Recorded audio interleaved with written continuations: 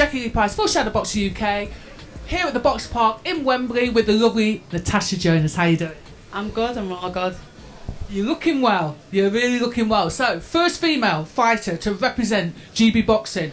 First female fighter to compete at the Olympics. And now, as far as I can tell, the first female boxer to be a full-time pundit on television. Congratulations.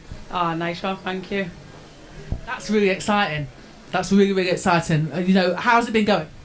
It's been great. I mean, come on, you get the best seats in the house and it's your day off, night off, talking about other people's boxing skills. So it's a job I've done before. It's a job that I love.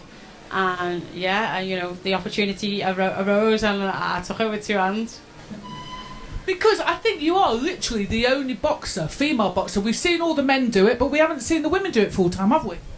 No, not that I know of. I mean, I think there's other females now in different roles that are now getting the opportunity. I think Michaela Myers done some for Top Rank. I think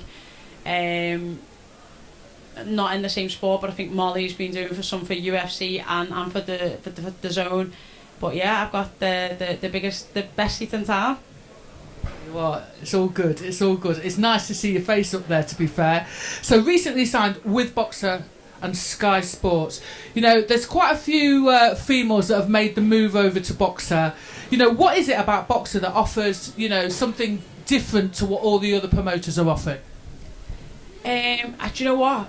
I was saying this before in a different interview. I think, you know, where I've been previously, I haven't been quiet about, I felt a bit undervalued, a bit underappreciated. You know, 2 fights that I've had have potentially been 2 fights of the years. And you know, with Ben and Boxer, like, I don't. You know, the plan, if it goes all going well, the plan is great, the opportunity is great, and the platform, I believe, is the biggest in the UK as it stands right now. So, you know, and I got a punditry job to complement that, so why wouldn't I take these opportunities? You know, I'm still going to fight for world titles, I'm still going to... The boxing side is the most important. I've said that it is what it is. The others are just added benefits.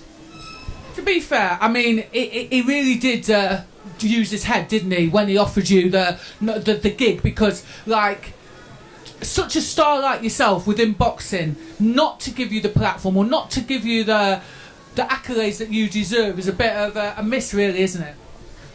I mean, I'm not going to say that, it makes me sound big-headed, but, you know, I think I'm knowledgeable about it. I think I can speak well on occasions when I'm not saying and yeah, I'm just talking about what I know. I'm comfortable in what I do, so yeah, it's like the perfect gig. And then obviously me boxing first and foremost is on top of that, so like as I say, why wouldn't I take them opportunities?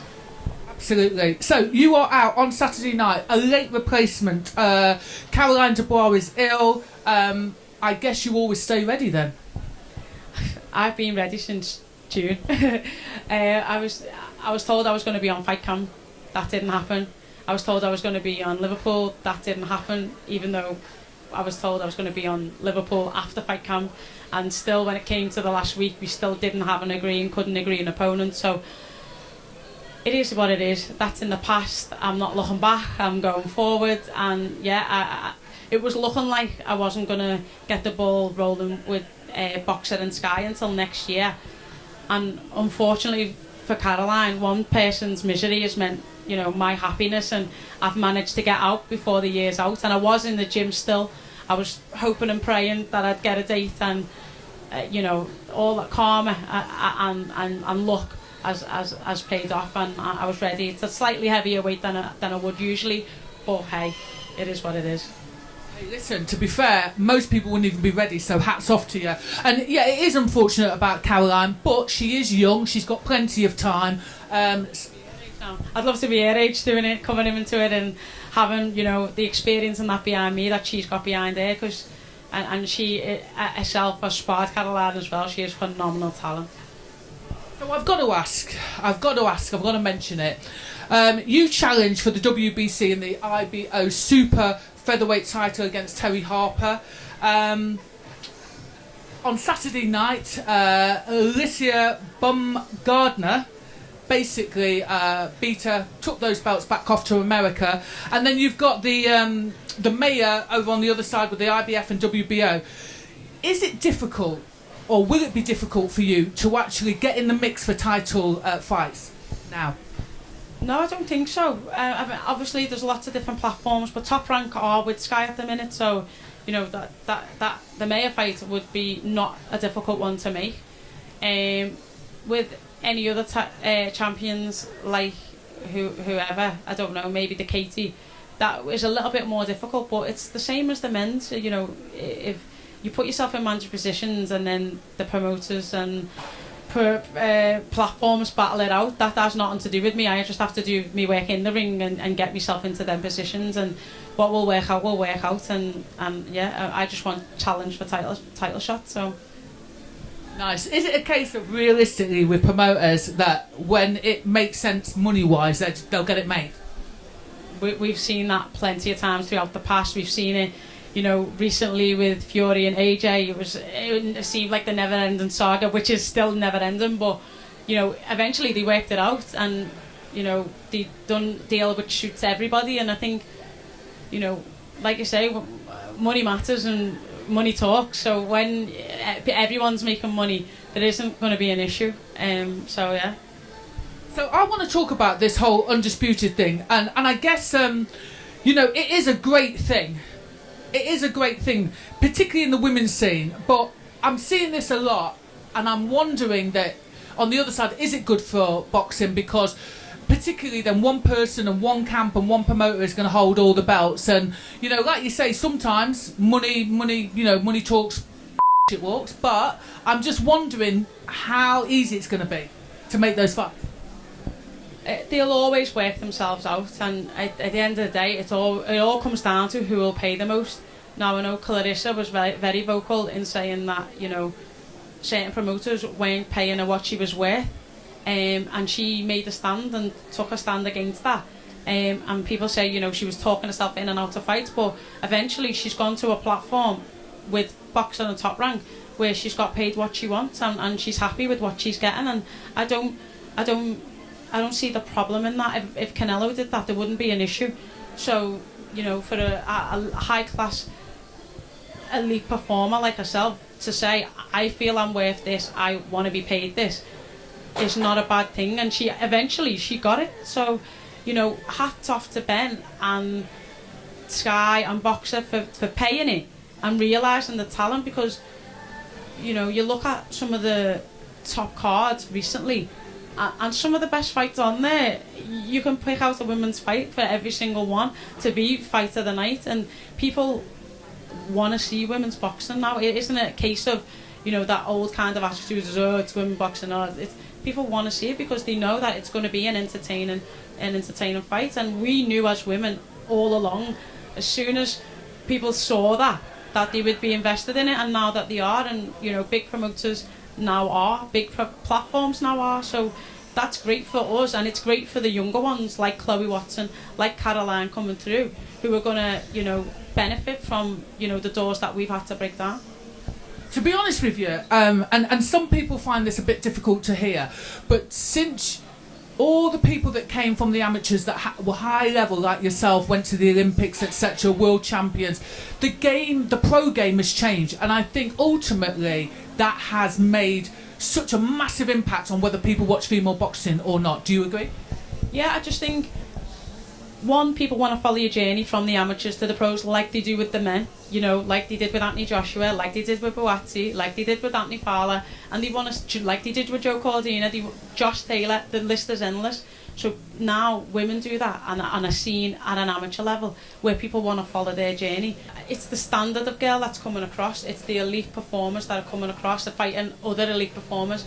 Now, you know, it's easy to get mismatched in boxing, it is, because there's such a gap between novice and, you know, your debuts and where you're going to the world title challenges. And now females, especially in this country, because it's always been a big thing in the Nordic countries, it's always been a big thing in Europe, it's always been a big thing in the USA, but here it wasn't. But now women have that option You know, you don't have to stay amateur and try and get on GB and go to the Olympics to be seen as or identified as an elite boxer. You can now turn pro and, you know, get the backing of promoters, of platforms, and make a name and a career out of it. And the more people that do that, you know, when the next crop of Olympians come through, the better the game will be, and that'll keep developing and it'll keep growing, and eventually it'll be just as good in the amateurs as it is in the pros. I totally agree. Are there any females that have turned over? Some people that may have been on GB, or not just necessarily GB, but other countries. Anybody that's impressed you lately that have turned over? I think Ellie Scottney is a big one. I just like her style. I like the person she is. She comes across very well, and I think her journey will be interesting to see. Obviously, you know, the likes of Savannah, and that goes without saying, Chantelle, and all my old Team GB buddies. But you know, there's people that have gone a little bit under the radar that I think once they're back, like Lisa Whiteside, and they come back and flourish, she will be up in the mix with the likes of Ellie, with the likes of Courtney, with the likes of Bridges, you know, challenging for them world titles, and she's going to be tough to beat. So younger ones, Chloe, we're yet to see, but Chloe Watson's there, you know. Stevie, yeah, Stevie was good. I think she's very entertaining, very likeable girl, good box well, and yeah, there's like I say, there's at its peak and at its best, women's boxing is just, there's no difference, it's just as good. Yeah, go for it. Number one, I think people are sleeping on Lisa Whiteside. That's the first thing I was going to say. And number two, what about Sandy Wyatt? That delicious body shot. Oh my God, in her last fight. Yeah, sorry, yes, I forgot to mention Sandy, but yeah, it was Sandy's always been great. I've known Sandy since she was a kid, and she's always been on the radar, been on GB, got lots of experience, Commonwealth Games, Europeans, all these things, and yeah, she's a great talent and one to watch, and you know, potentially her and Chantelle down the line, I don't know, I think that's what she's said, that's what she's aimed for. It'd be a great fight. It kind of almost did, but never happened on the amateurs, but we'll see. I just like I said, there's going to be lots of young people, young hungry boxers coming through trying to take it off, you know, the older experienced ones, but we'll see which one wins in the end. It's true, they're all clawing the way up, aren't they? Would you like to see that fight against Chantelle Cameron and Sandy Ryan, and also would you fight her? Would I fight Sandy? Yeah. Fight anyone. I don't think anyone's, I think you're crazy to think that I'm scared to fight anyone. Would I like to see Sandy and Chantelle? I think Sandy has to prove herself a little bit more, and you know, so to call out Chantelle after 5 fights would be pretty impressive, which I think is a plan. But you know, it'd be a great fight. They're both very great boxers, and yeah, I don't know what else to say. No, I'd like to see some. I can kind of understand. I'd like to see some kind of British derbies, but equally, I guess it's difficult for her to get in the mix because she hasn't got any belts. Yeah, and I think she has to put herself in, like me, put herself in them mandatory positions, because you know, you can make all the noise you want, but you have to kind of get your way there. And you know, I've had a lot of ups and downs, and you know, people are saying, oh, why did she got one world title after another? But you know, I'm not scared to work hard. I'm not scared to put myself in them positions and to get them fights in order to get the titles. So, to be fair, I mean, I think you've just rubber stamped that by being ready for this fight when they knocked on your door. You know what? All the best for Saturday night. Thank you very much for giving us your time. No, thank you.